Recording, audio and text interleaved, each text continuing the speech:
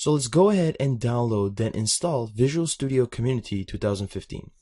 So you can either go to visualstudio.com/vs/community, or you can Google it and find it like that.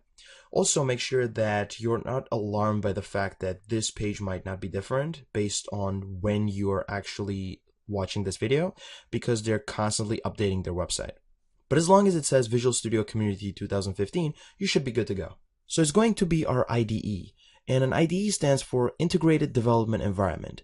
It is basically an integration of separate tools that take care of separate responsibilities. Some of those tools are a compiler, a code editor, or a debugger. And an IDE is a software that integrates it all together for software developers' convenience. So in other words, it's going to help us write software more efficiently. So let's go ahead and click Download Community 2015. And then let's click on the exe. Wait for it until it opens up and initializes it for the setup. Then leave it on default option and click install. What I will do is pause the video until the installation is complete, and then we will go from there. Now that it is finished installing it, I would recommend you to go ahead and restart your computer before launching the application, but for the sake of this video, I'm going to skip that step and launch it anyways.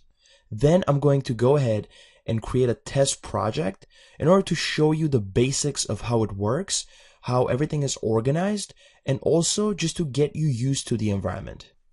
I'm going to click Launch. It's going to open up Visual Studio welcome page, as you can see right here, and also going to do the initial setup. So here we go. Now I will create a test project. So I'll go to File, New, Project, and then I will click on Console Application, and I will name it Test Project, and click OK. Great. So let's go over the structure, the basic structure. On the right side, right here, you have your Solution Explorer. And a solution is basically an overall container. You can almost think of it like that. And a solution can have either one project, which is this is our project, or it can have many projects. But what a solution will have is it will have information about all of the projects, about their states, and about their dependencies. And we will talk about that a little bit more later. But what you want to understand is that a solution is an overall container, and then within that, you can organize your projects, and you can have one or many.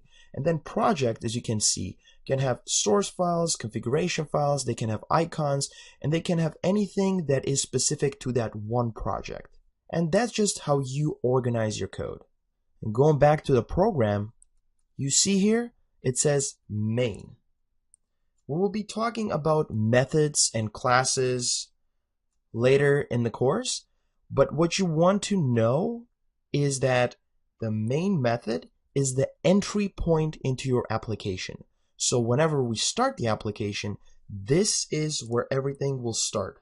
And the last thing I want you to know is building your application. So if we go build, and then we click on build solution, we can see right here that it says build started, and then says 1 succeeded, meaning that our application was successfully built.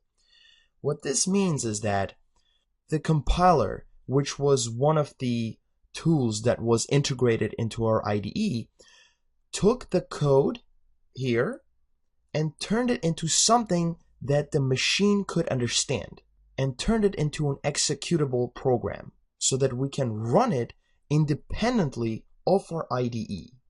So those are some of the concepts I kind of want you to think about and understand, and those are just the basics.